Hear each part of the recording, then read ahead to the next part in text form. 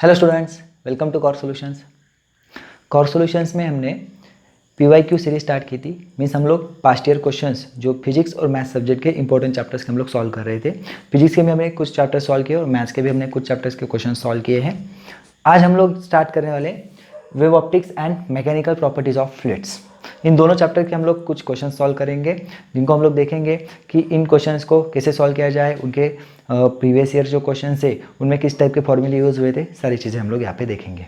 इससे पहले अगर आपने अभी भी इस चैनल को अगर सब्सक्राइब नहीं किया है तो चैनल को सब्सक्राइब कीजिए और ये जो भी वीडियो लेक्चर्स यहाँ पे चल रहे हैं ये आप पूरे देखिए, मैं स्टार्ट टू एंड देखिए, क्योंकि ये जो क्वेश्चन सॉल्व करेंगे इससे इस तरीके के क्वेश्चंस अगर आप लोग सॉल्व करते हो तो आपको एग्जाम में ज़रूर फायदा होगा।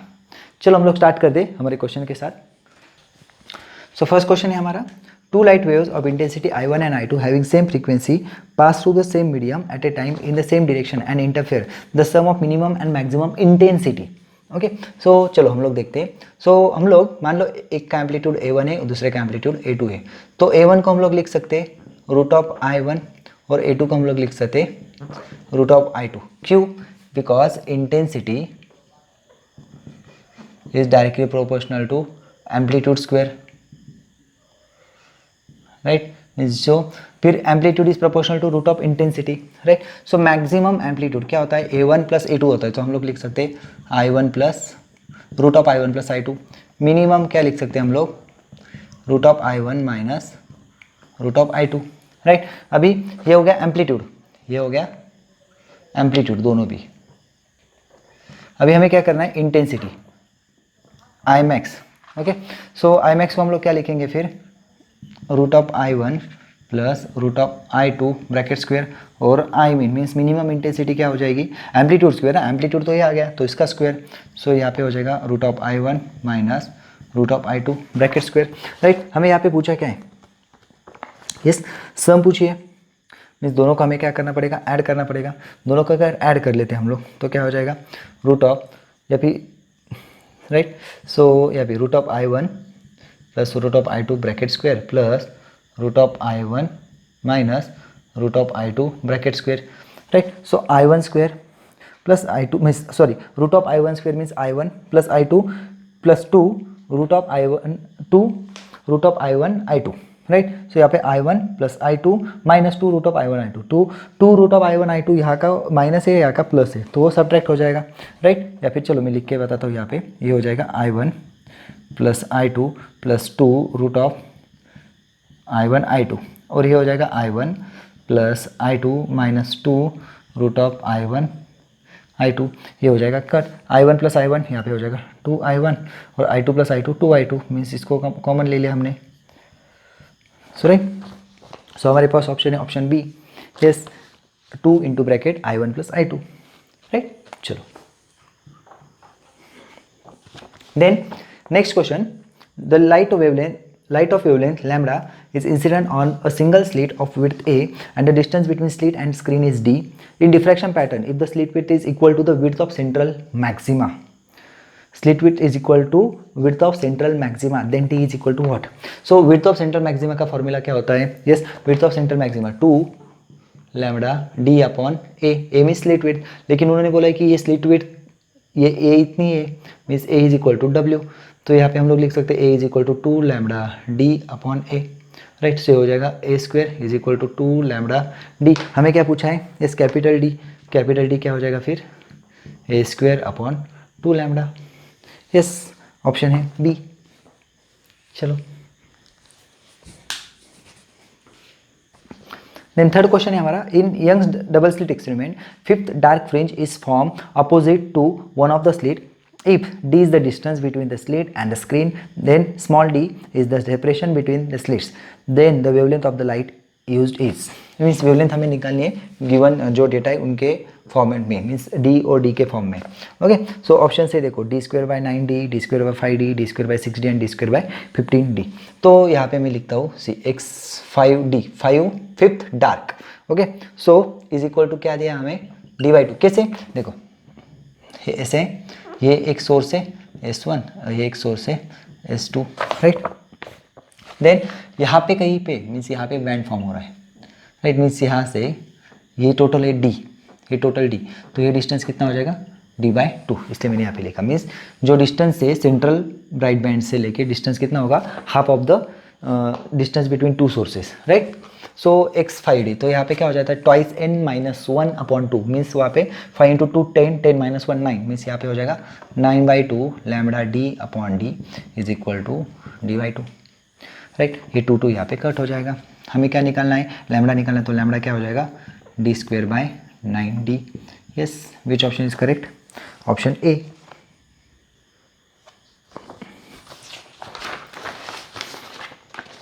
Then next question. In Young's double slit experiment, instead of taking slits of equal width, one slit is made twice as the other. Then in interference pattern, options are the intensity of maxima decreases and the minima has zero intensity decreases. The intensity of both maxima and minima increase. The third, the intensity of maxima decreases and that of minima decreases. And the last, the intensity of maxima increases and the minima has zero intensity. Okay, so यहाँ पे देखो, अगर एक slit width वहाँ पे एक मतलब double slit accident है, तो एक स्लिट जो है उसकी विड्थ डबल कर दी। सो क्या होगा, अभी देखो यहाँ पे सॉल्व करता हूँ।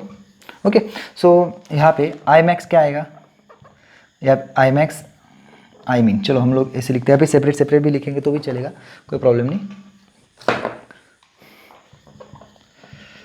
आई मैक्स और आई मीन, आई मैक्स क्या आएगा, यस अभी वहाँ पे क्या हुआ, स्लिट विड्थ डबल कर दी, मीन्स वहाँ पे क्या होगा, इंटेंसिटी डबल हो जाएगी। तो एक को हम लोग बोलते हैं √2i। Intensity double, slit width double होने से मतलब क्या होता है, इंटेंसिटी डबल होती है, एम्पलीट्यूड नहीं, तो एम्पलीट्यूड √2 टाइम्स हो जाएगा। ओके, वही हो जाएगा आई।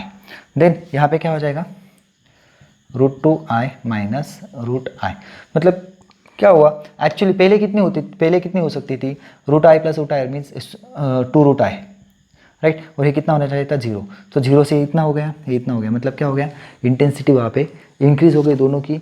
सो option B, the intensity of both maxima and minima increase. Okay, चलो then question number 5। Then 5th question है हमारा, in biprism experiment, in biprism experiment, red light of wavelength 6500 is used. Okay, then it was replaced by green light और उसकी wavelength हमें दी है 5200 angstrom. Then value of nth red होना चाहिए वहाँ पे क्वेश्चन में। अगर हम लोग देखेंगे value of n for which ऐसे लिखा है ना, तो n red for which n+1 green ऐसा होना चाहिए। ओके, सो मीन्स यहाँ पे nr is equal to n दिया है और ng इज इक्वल टू क्या दिया हमें, n+1। ओके, देन दोनों भी ब्राइट बैंड है, तो हम लोग यहाँ पे ऐसे लिखेंगे, देखो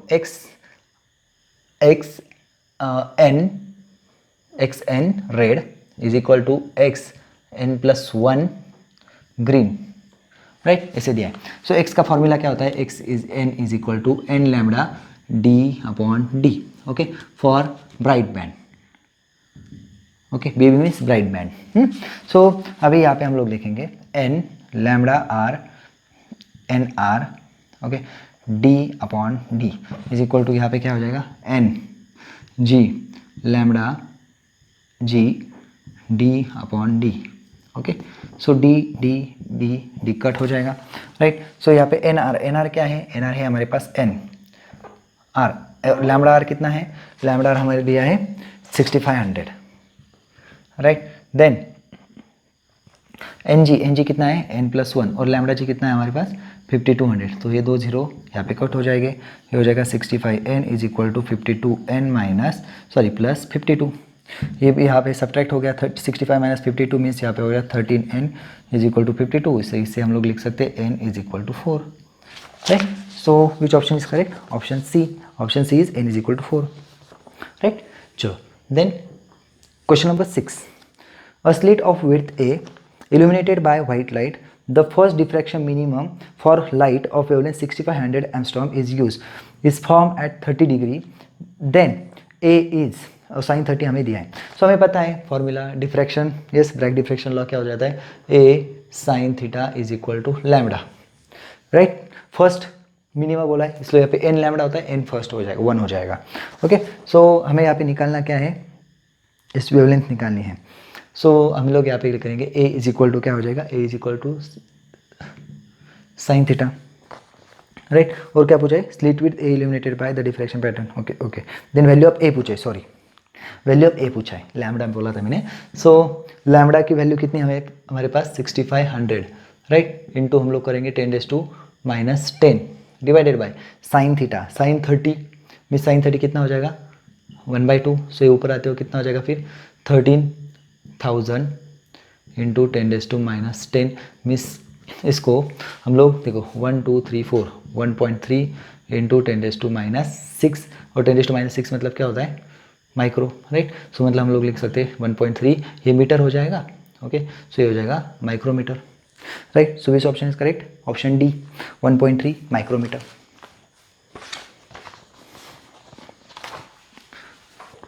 question number 7, two coherent monochromatic light beams of intensity 4i and 9i are superposed. The maximum and minimum possible intensity in the resulting beam are, फिर से एक बार देखिए, two coherent monochromatic light beams of intensity 4i and 9i. Okay, then maximum and minimum possible intensities क्या होगी, right. अगर intensity 4i है तो amplitude कितना हो जाएगा, एम्पलीट्यूड से हो जाएगा यहाँ पे 2i और इसका एम्पलीट्यूड कितना हो जाएगा 2√i, राइट। और इसका कितना हो जाएगा 3√i, राइट। सो मैक्सिमम क्या होता है, मैक्सिमम होता है a1 प्लस a2 और रेशियो पूछा है नहीं, डायरेक्ट वैल्यू पूछी, तो यहाँ पे क्या हो जाएगा 2√i प्लस 3√i मीन्स यहाँ पे हो जाएगा 5√i, राइट। देन यहाँ पे क्या, then next a1 minus a2, तो या फिर a2 माइनस a1 करेंगे या फिर मॉड ले लेंगे सिंपल। ओके, सो यहाँ पे क्या हो जाएगा 3√i माइनस 2√i, मतलब यहाँ पे क्या बचेगा √i, राइट। सो हमें क्या निकालना है, फिर से इंटेंसिटी निकालनी, ध्यान में रखिए। ओके, इंटेंसिटी निकालनी, तो इंटेंसिटी मतलब क्या हो जाएगा, इसका स्क्वायर क्या हो जाएगा 25i और इसका स्क्वायर क्या आ जाएगा i। So which option is correct, option C 25i and i। Okay, चलो then question number 8, in diffraction experiment from a single slit angular width of central maxima does not depend on, angular width of central maxima does not depend on। okay, so normal width जो होती है linear width क्या होती है 2 lambda d upon d, right। angular width कैसे होती है, yes, angular width is equal to 2 lambda upon d। so देखो wavelength of light yes depend है, ratio of wavelength and slit width depend है, distance from the slit capital D है नहीं, okay, and width of the slit yes ये small D वही तो है, means यहाँ पे ए बी डी ये तीनों पे डिपेंड है, सी पे डिपेंड है नहीं। So which option is correct, option C distance of slit from the screen. Okay, so capital D यहाँ पे नहीं है इसलिए। नेक्स्ट क्वेश्चन है हमारा 9th। Okay, two waves with the same amplitude and frequency, two waves with the same amplitude and frequency superpose at a point, the ratio of resultant intensity when they arrive in phase means यहाँ पे phi is equal to 0 and when they arrive 90 degree, okay, so out of phase, same amplitude है means हम लोग क्या लेंगे, same amplitude है तो हमें पता है a is equal to under root of a square plus 2 a1 square plus a2 square plus 2 a1 a2 cos of phi होता है, राइट। सो यहाँ पे क्या हो जाएगा सेम रह जाता है, उसको अगर हम लोग सिंप्लीफाई करते तो ऐसा आंसर आता है यस कॉस स्क्वायर 5/2। ओके, इस तरीके से हमारा आंसर आ जाता है। तो हम लोग क्या करेंगे मीन्स मैंने एम्पलीट्यूड के बारे में बोला, यहाँ पे इंटेंसिटी के फॉर्म में लिखा है। ओके, बिकॉज हमें पता है intensity is directly proportional to amplitude square. So यहाँ पे हम लोग देखेंगे तो यहाँ पे इंटेंसिटी क्या आएगी, यहाँ पे इंटेंसिटी कॉस स्क्वायर 0 कितना होता है 1 होता है, तो ये हो जाएगा 4i0, राइट। देन यहाँ पे कॉस 90/2 मीन्स 45, कॉस 45 कितना होता है 1/√2, 1/√2 का स्क्वायर कितना हो जाएगा 2, 1/2 मीन्स यहाँ पे कितना हो जाएगा 4i0 इंटू 1/2 मीन्स ये हो जाएगा 2i0। अगर इन दोनों का रेशियो ले लेंगे तो क्या हो जाएगा 2:1, राइट। सो हमारा आंसर क्या आएगा ऑप्शन ए 2:1, राइट। चलो then next question number 10, in single slit diffraction experiment when the distance of separation between the slit and the screen is double, the angular separation fringes decreases, first increases then decreases, remains same and increases. फिर से एक बार देखते हैं हम लोग question. Single slit diffraction experiment when distance of separation between the slit and screen is double. Distance जो है means screen आगे कर ली, स्क्रीन का डिस्टेंस बढ़ा दिया, तो एंगुलर लीनियर सेपरेशन बढ़ सकता है लेकिन एंगुलर सेपरेशन वहाँ पे नहीं बढ़ेगा. सो इसका ऑप्शन होगा रिमेन सेम. अगर एंगुलर सेपरेशन की जगह सिर्फ सेपरेशन या फिर लीनियर सेपरेशन बोलते तो वहाँ पे क्या हो जाता, यस इंक्रीज हो जाता. स्क्रीन अगर दूर लेके जाए तो दो स्लिट के बीच में मीन सॉरी जो दो फ्रिंजेस रहती है उनके बीच में डिस्टेंस इंक्रीज हो जाता है, राइट. एंगुलर सेपरेशन नहीं होता. मीन्स इस तरीके से देखो, यहाँ पे ऐसे जा रहे रेज, तो यहाँ पे है और यहाँ पे एंगुलर सेपरेशन बढ़ेगा नहीं लेकिन लीनियर डिस्टेंस बढ़ जाएगा इस तरीके से. ओके चलो. सो क्वेश्चन नंबर 10 का आंसर हमें मिल गया. देन नेक्स्ट क्वेश्चन हम लोग सॉल्व करेंगे मैकेनिकल प्रॉपर्टीज ऑफ फ्लूइड में से. चलो. सो क्वेश्चन है आपके सामने. In a capillary tube having a cross sectional area A, water rises to height h. If the cross sectional area is reduced to a/9, then rise of water in capillary tube is. Okay, चलो हमारे पास formula क्या है, h is equal to 2t cos of theta upon r rho g.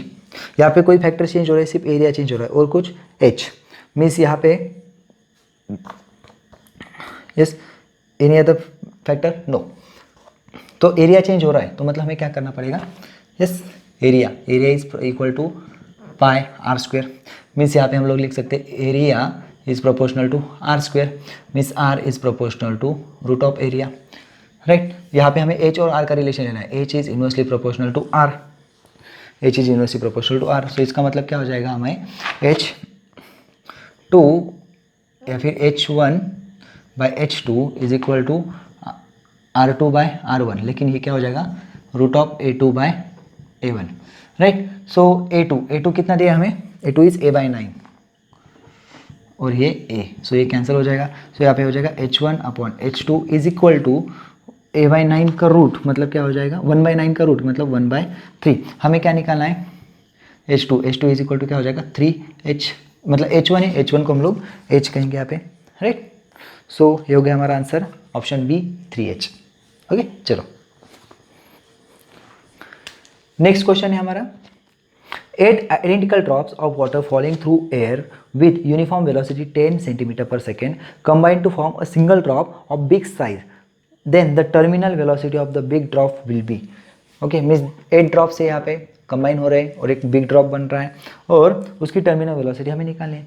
सो हमें पता है, हम लोग यहाँ पे एक ध्यान में रख सकते हैं कि वॉल्यूम जो रहता है वो कैसे रहता है, कांस्टेंट रहता है. Mean volume initial is equal to volume final, ऐसे बोल सकते हैं हम लोग. सो 8 ड्रॉप का वॉल्यूम कितना हो जाएगा 4/8 into 4/3 pi are cube.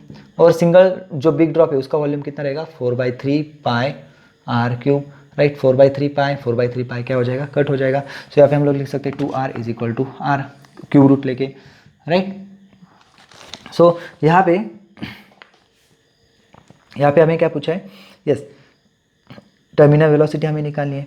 So velocity का रिलेशन हमें पता होना चाहिए. सो वेलोसिटी का रिलेशन क्या होता है, velocity is directly proportional to are square, right. So इस आर को कैपिटल आर जो है इसको हम लोग R2 बोल लेते हैं, इसको R1 बोलते हैं.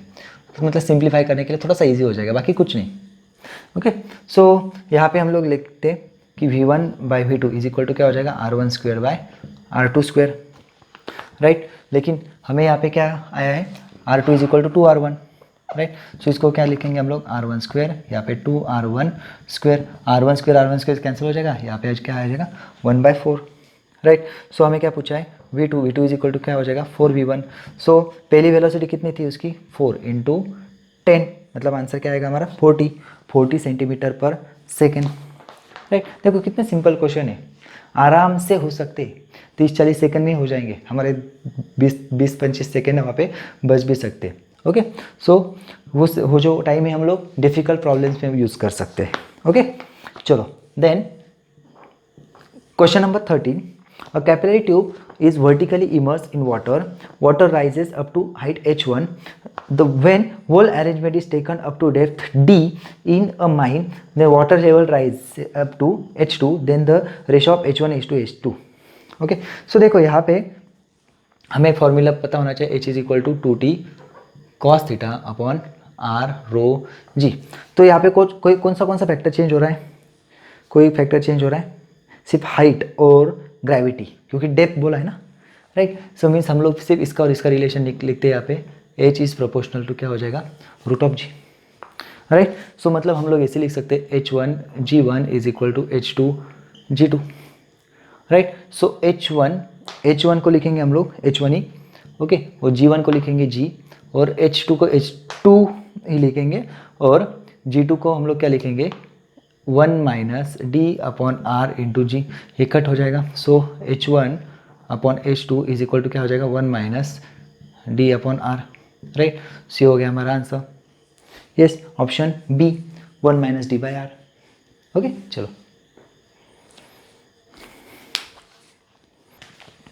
The next question is, a metal coin of thickness d and density rho is floating on water of surface tension t. The radius of the coin is, radius of the coin हमें पूछी है. Okay, तो यहाँ पे हमें ध्यान में रखना है कि डेंसिटी क्या होता है? Density is equal to mass upon volume. So mass is equal to क्या होता है? Mass is equal to density into volume, means rho into volume, right. So density sorry mass क्या हो जाएगा? डेंसिटी वैसे की वैसे रहेगी. वॉल्यूम अभी क्या दिया है हमें? यस, कॉइन दिया है. ओके, सो कॉइन का वॉल्यूम कितना होगा? Pi R square into its thickness. Thickness भी डी है यहाँ पे, डी मीन्स यहाँ पे हो जाएगा pi R square D. Okay, so ये हो गया मास. अभी डाउनवर्ड फोर्स, डाउनवर्ड फोर्स क्या होगा वहाँ पे? वेट, ऑब्वियसली वेट ही रहेगा. Thickness D, floating on water, float कर रहा है, मीन्स डाउनवर्ड फोर्स क्या होगा उसका? वेट. सो वेट, मास का फॉर्मूला, मास का वैल्यू क्या आएगा यहाँ पे? Rho into pi R square D into G. Okay, upward force क्या होगा? और अपवर्ड फोर्स कहाँ से मिलेगा? Due to surface tension. Yes, upward force कहाँ से मिलेगा? Due to surface tension. तो उसकी वैल्यू क्या होती है? Yes, it is 2 pi R T, right. 2 pi R T ना, मीन्स उसकी लेंथ, मतलब सर्कमफरेंस 2 पाई आर और tension, because force is equal to क्या होता है? Sorry, tension is equal to force upon length, then force is equal to tension into length, right. So tension is equal to force upon length, then force is equal to length इधर चला जाएगा, tension into length. Length means circumference आएगा coin का, right. दोनों भी कैसे होंगे? Equal हो जाएंगे, फ्लोट कर रहा है ना. So pi R square D G is equal to क्या होगा? 2 पाई आर टी, राइट. यहाँ पे पाई देन एक आर यहाँ पे कट हो जाएगा. हमें पूछा क्या है? आर पूछा है. आर क्या हो जाएगा फिर? 2t upon rho D G. Yes, option है question number, sorry option number C, 2t upon rho G D. Okay, चलो. Then next question number 15. When a liquid rises in capillary tube, the weight of the column inside the capillary tube is supported entirely by the force due to surface tension, partly by the atmospheric pressure and partly by force due to surface tension, by atmospheric pressure and partly by the force due to surface tension. Okay, so देखो capillary में, यहाँ पे capillary tube है. Okay, so capillary tube में जो liquid rise होता है, right. तो यहाँ पे उसको राइज कौन करता है? यस, बस सरफेस टेंशन का वाला फोर्स, मीन्स हम लोग बस option A, entirely by the force due to surface tension. Okay, so option A यहाँ पे करेक्ट रहेगा. तो इस तरीके से हमने आज ऑप्टिक्स और mechanical properties of fluids, means ज़्यादातर सरफेस टेंशन पे थे, तो ये प्रॉब्लम्स हमने आज सॉल्व किए. क्योंकि जैसे कि हमने PYQ लिए, पास्ट ईयर क्वेश्चंस लिए, तो मैकेनिकल प्रॉपर्टीज ऑफ फ्लूइड में पास्ट ईयर क्वेश्चन में मतलब सरफेस टेंशन ही था. प्रीवियस सिलेबस में, ओल्ड सिलेबस में। तो इसलिए हमने यहाँ पे सरफेस टेंशन के क्वेश्चन ज़्यादा देखे।